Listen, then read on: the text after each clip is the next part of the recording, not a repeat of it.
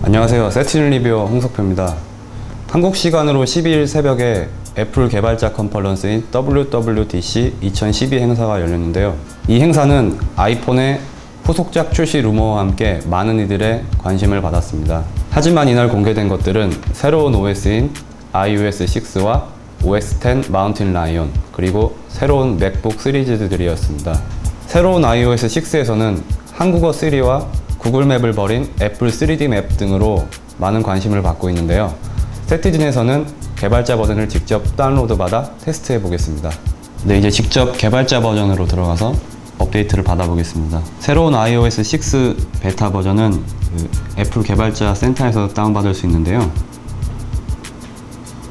우선 아이튠즈를 버전업을 하신 뒤에 원하는 기종에 맞게 다운로드 받으시면 됩니다.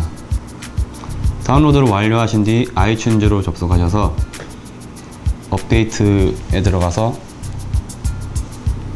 맥OS일 경우에는 옵션 키를 누른 뒤에 업데이트를 누르고, 윈도우일 경우에는 쉬프트 키를 누른 다음에 업데이트를 누르게 됩니다. 그렇게 되면 그 열기창이 떠오는데요. 여기서 방금 다운받으신 파일을 선택을 하게 됩니다. 업데이트 창이 떴습니다. 업데이트 시켜보겠습니다.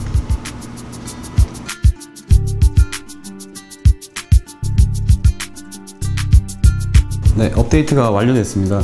아이튠즈에서 보시면 소프트웨어 버전이 6.0인 것을 확인하실 수 있습니다. 업데이트 되면서 제가 설정되어 있는 기본 앱들은 다 들어와 있는데요. 한 가지 문제되는 점이 메시지가 완전히 삭제가 되었습니다. 네, 아직까지 개발자 버전이기 때문에 여러 가지 문제가 발생하실 수 있습니다. 그러므로 일반 사용자들께서는 이 점을 유념해 주시기 바랍니다. 설정에서 가장 크게 보이는 차이점은 방해금지 모드라는 게 생겼는데요. 방해금지 모드는 모든 알람을 해제해주는 기능입니다.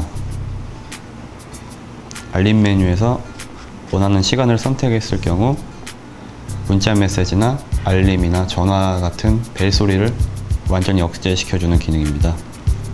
설정에서 또 하나의 가장 중요한 업데이트는 시리가 되겠는데요. 바로 한국어를 지원한다는 것입니다. 다양한 언어 중에 한국어가 맨 밑에 있습니다. 시리를 바로 적용시켜 보겠습니다. 오늘의 날씨. 오늘부터 이번 일요일까지 일기 예보입니다. 달력. Have unknown intent with website that localized in OKR. 개발자 버전의 문제점인데요.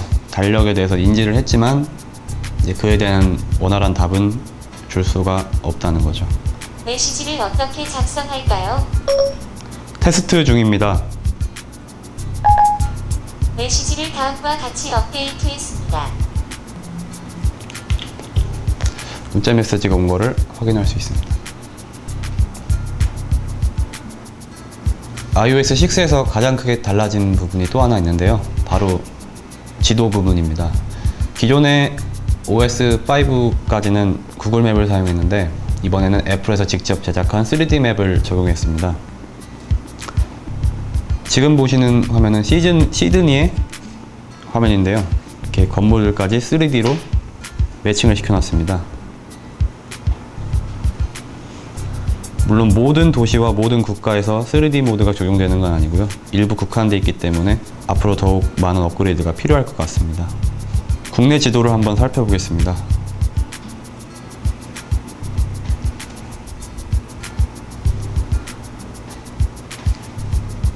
현재 3D 맵이 적용된 상태고요. 건물의 높낮이는 아직 적용이 안 됐지만 산이나 어떤 지형의 등고는 표현이 되는 걸 알 수 있습니다. 일반 표준 지도로 확인해 봤을 때는 구글 맵에 비해서 아직 많이 부족한 걸 알 수 있습니다. 3D 맵에서 또 하나 새롭게 추가된 기능이 있는데요. 바로 경로입니다. 내비게이션 기능인데요. 총 경로가 이렇게 표시되고요. 출발을 누르게 되면 원하는 길을 찾아가 줍니다.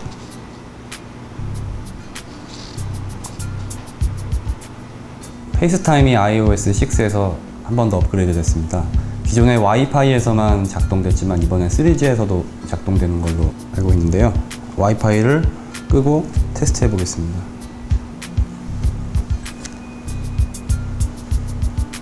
아이패드와 아이폰이 3G 모드일 때도 페이스타임이 연결이 잘 되고 있습니다.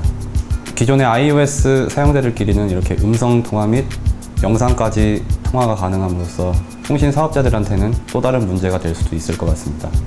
네, 전화 옵션도 진화되었는데요. 제가 전화를 한번 걸어보겠습니다. 기존에는 통화와 거절로만 되어 있는데요. 오른쪽에 전화 메시지가 떠 있죠? 이걸 올리시면 메시지의 답장, 나중에 다시 알리기가 뜹니다. 메시지 답장을 누를 경우에는 통화 거부 메시지를 전송하게 되면 바로 메시지가 오게 돼서 상대방이 어떤 상황인지 알 수 있습니다. 새롭게 추가된 기능에 나중에 다시 알리기가 있습니다. 나중에 다시 알리기 기능은 현재 통화하기가 어려울 때 지정된 시간에 다시 한번 알람을 줄 수 있는 기능입니다. 웹브라우저인 사파리에서 업그레이드된 기능입니다. 우선 왼쪽 상단에 보시면 클라우드 모양과 스퀘어 모양이 있는데요. 클라우드 같은 경우 아이클라우드 탭으로 바로 연결돼서 다른 장비에서의 오픈되어 있는 탭을 확인할 수 있습니다. 쉐어 기능이 조금 업그레이드 됐는데요.